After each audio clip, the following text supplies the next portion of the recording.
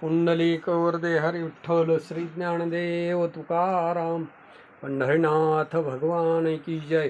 प्रभु रामचंद्र भगवान की जय। पवन सूत हनुमान की जय। उमापति महादेव की जय। अवधूत चिंतन श्री गुरुदेव दत्त। दत्त महाराज यदुराजाला सांगू लागलेले आहेत, हे राजा, सर्प जो आहे तो सर्प एकटा राहणं पसंत करतो. सर्पाचं हे लक्षण पाहून मी त्याला गुरु केले. सर्पाला सोबतीने राहण्यास थोडेही आवडत नाही. तो एकटाच सुखाने फिरत असतो. तो नेहमी सावध असतो. आपला श्वासोच्छ्वास तो कधीही व्यर्थ घालवित नाही. योग्याची स्थिती देखील तशीच असते. त्याला द्वैताची संगती सहज होत नाही. लोकांना दिसू शकणार नाही अशा एकांत जागेमध्ये जाऊन तो एकटा बसत असतो. प्रतिकूल लोकांची तो कधीही संगती करीत नाही. अनुकूल लोकांच्या सहवासात सुद्धा तो राहत नाही. सर्प जसा कात टाकतो तसा योगी देहसंगाचे बाहेर पडतो. तो सदैव सावध असतो. तो एक क्षणही वाया जाऊ देत नाही. तो आपले सत्वानुसंधान कधीही सुटू देत नाही. साप बळेच आपल्या बिळात शिरतो त्यावेळी त्याची मार्गावर उमटलेली खून लोकांना दिसते, परंतु त्यावरून तो भुकेलेला आहे किंवा तृप्त झाला आहे हे कळत नाही. या मार्गाने तो गेला आहे एवढेच समजू शकते. त्याप्रमाणे योगी आपल्या योग बळाने लोकांच्या समूहात राहत नाहीत. तो गुहेत सुखाने राहत असतो व स्वतःशी खेळत असतो.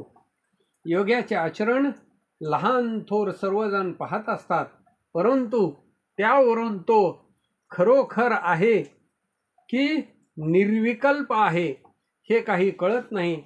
कोणी म्हणतात तो कर्मठ आहे, कोणी त्याला कार्यभ्रष्ट म्हणतात, तर कोणी त्याला आत्मनिष्ठ म्हणतात.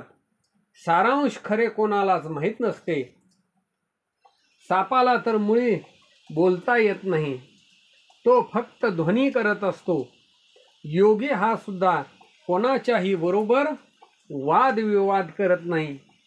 मनात उत्पन्न झालेल्या कृपेच्या सामर्थ्याने तो मृदू, मधुर व प्रेमळ असेच बोलणे बोलत असतो. त्यामुळे त्याच्या बोलण्याने कान तृप्त होतात. त्याचे भाषण अगदी थोडेच असते, परंतु तो ऐकणाऱ्याचे संकल्प विकल्परूपी पाश तोडून टाकतो. त्याच्या भाषणाचा अर्थ केवळ सत्यनिष्ठ लोकच जाणू शकतात. तो एकटा उदासीन असतो. त्याचे चित्त परमार्थाकडे असते. तो घरादाराच्या आशेने कधीही खोटा प्रयत्न करीत नाही. घर करणे हे मुळे दुःखाला कारण आहे. खूप कष्ट करून 3 मजली घर बांधावे, परंतु ते अशाश्वत असते.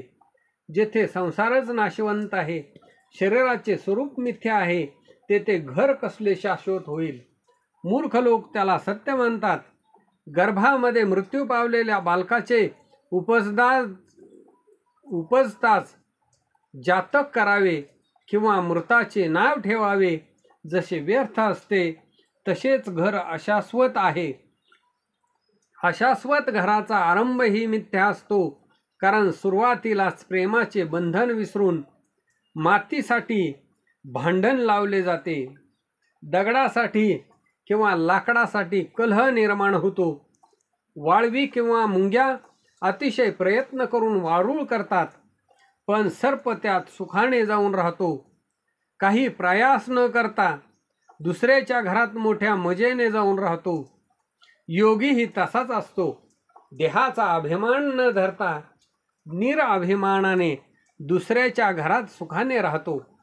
मानवाने एकही घर बांधू नये हे जर खरे मानले तर देवाने एवढी सृष्टी निर्माण केली आहे, त्याला बाधा येणार नाही का असे कोणी म्हणेल.